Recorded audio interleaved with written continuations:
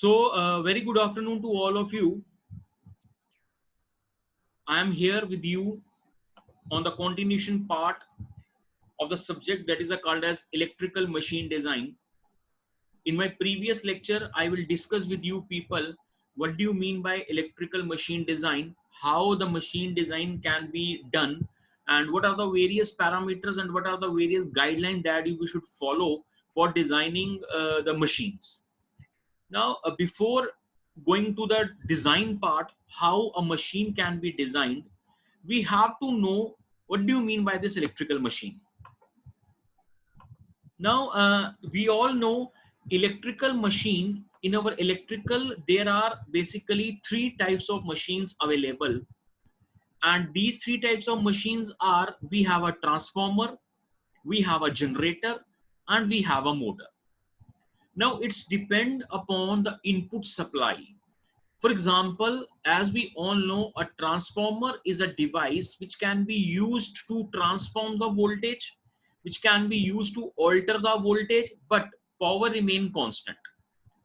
Now, what is the input supply? We all know that a transformer is totally works on AC. And if the input supply is single phase AC, then the transformer is called as single phase transformer. On the another hand, if the input supply is three phase, then the transformer is known as a three phase AC three phase transformer. Another, we have a generator, and again the generator depend upon the input supply, whether it is a DC or whether it is a AC. If you have a DC, then the generator is known as a DC generator, and if you have a AC, then it is called as AC generator, or somehow it is called as synchronous generator. Likewise, we have a motor, and again on a motor, it again dependent upon the input supply. If you provide the DC power to the motor, then it is called as the DC motor, and if you provide the AC, then it is called as the AC motor. And further, you can study in your machines class that your AC motors are further classified as induction motor, synchronous motor, then you have a single phase induction motor, you have a three phase induction motor, and all that. So these are the basically the three machines that we are available in our electrical engineering. But on the design point of view, you must understand that all these machines, whether it is a generator, whether it is a motor, whether it is a transformer, these all machines are basically work on the principle of electromagnetic induction. So for electromagnetic induction, what we have, we are required the two main fundamental things. The number one is magnetism, and number two is conductor. Is it clear? Up till that stage, yes, sir. Anybody having any doubt? No, sir. Okay, fine. So if I talk about transformer, you are know that the transformer is total working on Faraday law of electromagnetic induction. Your generator working on Faraday law of electromagnetic induction, motor working on Faraday law of electromagnetic induction, and for Faraday law of electromagnetic induction, you are required the two main things. One is called as magnetism, that is you are required magnet, and these magnets are maybe a permanent magnets, or these magnets are maybe a temporary magnets, and these temporary magnets are also called as the electromagnets. And second most important thing, we have a conductor. So according to the principle of Faraday law of electromagnetic induction, whenever there is change in the magnetic flux, whenever there is a change in the magnetic flux, an EMF is induced. This is the first law of Faraday law of electromagnetic induction, and the amount of EMF generated is directly proportional to the rate of change of flux with respect to the time. You can remember that E is directly proportional to d phi by dt. That means whenever you change the flux with respect to the time t, your EMF will be changing. And based upon these principles, we are working on the machines. And now in this syllabus or in this curriculum, we are focusing upon the design point of view, how the design of the transformer goes on, what are the various parameters that we can use in designing the transformer, how the design of the generator can be done, what are the various guidelines, what are the various factors that you should kept in mind for designing the generator, and similarly with the motor. Clear? So I can also tell you that this designing, when you talk about the design point, you have to be focused upon the two main important things, and these two main important things are firstly the magnetism and second will be the conductance. Now some important points that you must consider while design point of view. So there are total 10 to 11 points, and these points are basically the journal points, and these points must be kept in mind while you can design a particular machine. And this machine is maybe a transformer, this machine is maybe a generator, this may be machine may be a motor. So whenever you have to design a particular machine, as I have already explained in my previous lecture, whenever you get a design of a particular machine, the first priority is that thing, what is the requirement of the client. The client will tell you that I require this machine, this specification I will require, and based upon the requirement of the client, you are start designing a particular machine.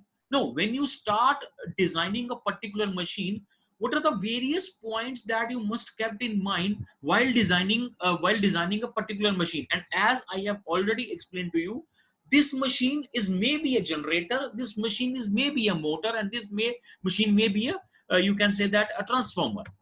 So the very first point, that is considerations to be made while designing an electrical machine. What are the various considerations that you had to be kept in mind while designing electrical machine? And there is number one is cost, number two is durability, and number three is compliance with the performance specification and consumer requirement. That means whenever you get a design, whenever you get a machine to be designed, the three main important things that you should kept in mind, that its cost factor, it is not you can say that its cost is very high so that a client cannot purchase it. Number two, if you compromise with the cost, you are compromising with the material. So that means it doesn't mean that whenever you reduce the cost, your durability is also reduced. No, you, if you compromise with the cost, your machine will be get durable. Durable means its durability is very high. And thirdly, as client has already told you the requirement of the client, so after designing a particular machine, it will must satisfy the consumer's requirement. सो ऐसा ना हो कि इन तीनों में से अगर कोई भी फैक्टर आपका हिल गया, अगर इनमें से कोई भी फैक्टर आपने फुलफिल नहीं किया, तो you are not called to be as a good designer. A good designer is basically a designer who design a particular machine by keeping these three factors in mind, that the cost of the machine is reasonable, the machine is highly durable, its durability is very high, and thirdly, it will meet the requirement of the consumer. If any of the item is missed from these things, then that engineer or that designer is not called to be as a good designer or a good engineer. So it is clear to all of you up till that stage? Anybody having any Yes, sir. doubts regarding to the first point? No, sir. Okay, fine. So if you have any point regarding discussion, you can please mark these points on your notebook, and after my session is over, you can take this we can take a question answer round where I will discuss with you the questions that you have raised from your side. Okay, fine. So shall I continue next point? Yes, sir. Okay, fine. So second thing, the second point is, what is the limitation of the design? Firstly, consideration that you should kept in mind while designing while designing a particular machine. Now you are getting a design, but while designing, what are basically the limitations occur? कौन सी limitations आपकी machine में occur करती हैं? Number one is magnetic saturation. Number two is temperature rise. Number three is efficiency, and number four is standard specifications. So these are the four limitations of the design. Now I will discuss you one by one. The very first is magnetic saturation. As I have already told you that every electrical machine is ultimately worked on Faraday law of electromagnetic induction. And this Faraday law of electromagnetic induction says we are required a magnetism. So magnetism means we are required magnetic flux. So let us take an example. If on a primary side we have a certain flux, and for higher efficiency this primary side flux is linked with the secondary side flux, but by chance the amount of flux that will be generated on the primary side is not linked with the secondary side, so what will happen? Your efficiency will decrease. So this is the number one challenge or number one limitation that occur in case of a design, that your magnetic saturation at a particular point, your magnetic saturation will not attain. And when this magnetic saturation will not attain, the whole you can say that the principle of machine on which the machine can work, it will down. And when it is down, the efficiency of the machine will be down. Second is the important limitation is temperature rise. Whenever a machine gets connected to an AC or a DC supply, it will start working. So ultimately what will happen? The temperature of the machine is start rising. And if you not control this temperature, what will happen? Ultimately the windings of the machine get damaged, and once the winding of the machine will get damaged, the overall machine will get damaged. So again, this is the second limitation of the design. Number three and foremost limitation, that is efficiency. For example, you designed a machine, and after designing you can see the efficiency of the machine is about 50%. Now tell me, what is the beneficial or what is the fun of making that machine whose efficiency is very very low? So you are keeping your mind that the efficiency of the machine is very very high, it is very very good. So in that case, this is again the limitation of the design. And lastly, you have a standard specification. Standard specification means whenever you get a design, there are certain specifications which you can't change. For example, if you design a particular generator, and and that generator is basically an AC generator. So in case of an AC, there is important term that is called as the power factor, and this power factor is a constant value. You can't change the value of the power factor. So this power factor will be equal to 0.7 to 0.8. So this is the you can say that the standard specification. Now this standard specification you can't change. So again, this is the again the limitation of the design. So I think these 2 points are clear to all of you, that what is the considerations to be made while designing electrical machine, and second is some limitations of the design. So anybody having any doubt up till this stage, he or she can ask me. Sir, what is the main reason for the magnetic saturation? The main How I the will tell primary you. flux is not linked? I will tell you the main reason of the magnetic saturation is that thing you should all know. In case of a machine, we are basically using an electromagnet. When we use an electromagnet, that electromagnet is a magnet which is made by winding by making a winding on a particular piece of iron. So जब भी आप अपने iron को current देंगे तो वो magnet बनेगा, और जब वो मैग्नेट बनेगा तो उसमें मैग्नेटिक प्रॉपर्टी सारी की सारी आएंगी. Now there are certain things that some leakage will be there, some iron losses will be there, some eddy current and hysteresis losses will be there. So in that case, the amount of current you should provide to the iron piece to get the magnet, it will not get certain value, it decreases the value. So in that case, let us suppose you are required, for example, you are required 10 webers in primary side for the flux, but you are getting an 8 Weber. So in that case, you can say that you are not getting a full magnetic saturation on the primary side of the transformer. Now when you are not getting a full saturation on the primary side of the transformer, how efficiently this transformer can work? Clear? Now you can, I think you can Yes, get sir. an idea. I think you can get an idea. What do you mean by this magnetic saturation, and what is the limitation of this magnetic saturation? Yes, sir. Yes, sir. Okay, shall I continue next? Yes, sir. Okay, the next point that I will tell you, that is a magnetic loading. This is the third point that you should also kept in mind while designing a particular machine. And this is the magnetic loading. See, this is the most and most important point, that is magnetic loading and electrical loading, because the magnetic loading is associated with the magnetism, that is magnetic flux, and electrical loading is associated with the electrical or electrical conductor. And I had already told you in my starting point that for every machine, whether it is a transformer, whether it is a generator, whether it is a motor, you are required the two main things, that is magnetism as well as the conductor. So for every machine you are required the magnetic loading as well as is electrical loading. Now see, what is magnetic loading? The magnetic loading is defined as total flux around the armature periphery. How much is the flux generated in an armature periphery, and numerically the value is given by P phi. You can say that in case of magnetic loading, the formula will be P phi. P is number of poles and phi is flux, and the units will be Weber. So I can again repeat, what do you mean by this magnetic loading? This magnetic loading is defined as the total flux around the armature periphery, and it is given by P phi. Next will be your electrical loading. Now this electrical loading is associated with, you can say that, electrical conductor, and see what it will be.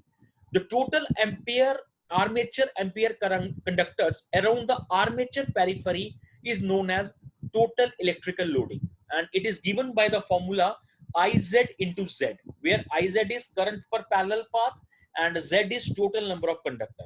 So you see on your screen that the magnetic loading is total flux around the armature periphery, and electrical loading means total number of armature conductor around the armature periphery. Magnetic loading will be denoted by P phi, and your electrical loading will be denoted by Iz into Z. So while designing a particular machine, these two important points you must kept in mind. That is, what do you mean by, what is the magnetic loading for a particular machine, and what is the electrical loading for a particular machine. The magnetic loading for a particular machine is P phi, and the electrical loading for the particular machine is Iz into Z. Now this magnetic loading and this electrical loading is further, you can say that, defined as specific magnetic loading and specific electrical loading. Now what is the difference between a magnetic loading and specific magnetic loading? You see, the specific magnetic loading is defined as total flux per unit area over the surface of the armature periphery, and it is denoted by BAV. That means your specific magnetic loading is mean total flux per unit area over the surface of the armature periphery. Your magnetic loading is associated with only the armature periphery, but your specific magnetic loading is associated with the total flux per unit area to the armature periphery. Magnetic loading is denoted by P phi, whereas specific magnetic loading is denoted by BAV. And your next will be specific electrical loading, and it is defined as the number of armature conductors per meter of the armature periphery at the air gap, and the specific electrical loading is equals to total number of ampere conductors per armature periphery at the air gap.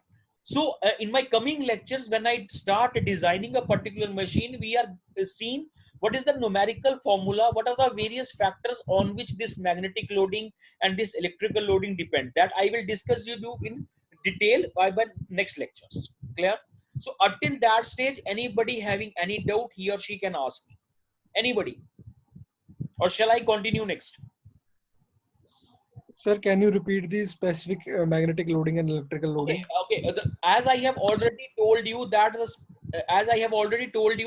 magnetic loading is associated with your somehow the magnetics, or the, you can say that, the flux associated with the armature, and the electrical loading is associated with some electrical conductor associated with the armature.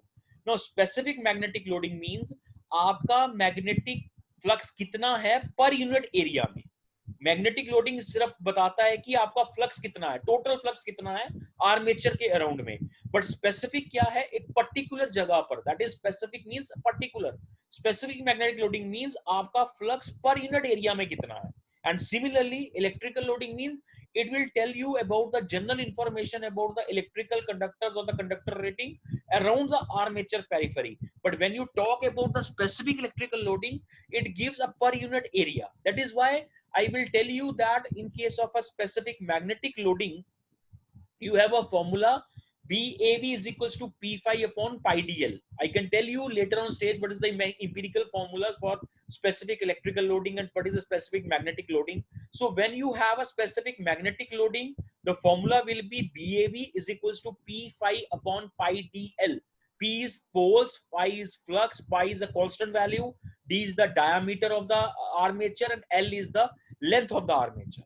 So, and the specific electrical loading means that is again a particular area. What is a specific electrical loading? So in that case, the formula will be Iz into Z upon pi D.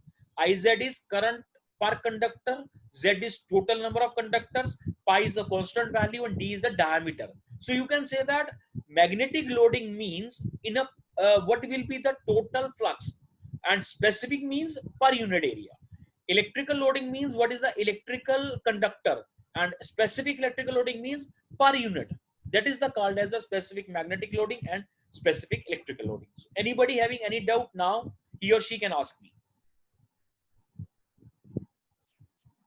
After that, you have another point that this is that what are the various factors that decides the choice of specific magnetic loading. That I have already explained to you. कौन-कौन से factors affect करेंगे आपकी magnetic loading के लिए. Now the points are maximum flux density in the iron part of the machine, magnetizing current, core losses. So these are the main 3 points that affects the choice of specific magnetic loading, and these 3 points are magnetic flux density in the iron part of the machine, magnetizing current, and core losses. So if you take these 3 points in your consideration, the choice of specific magnetic loading, you can try it. Clear? And similarly, what are the various factors that decides the choice of specific electrical loading? And here you have what is the temperature rise, voltage rating of the machine, size of the machine, current density. So these are the 4 points that you should kept in mind when you have a choice of specific electrical loading. So you have a permissible temperature rise, you have a voltage rating of the machine, you have a size of the machine, and you have the current density.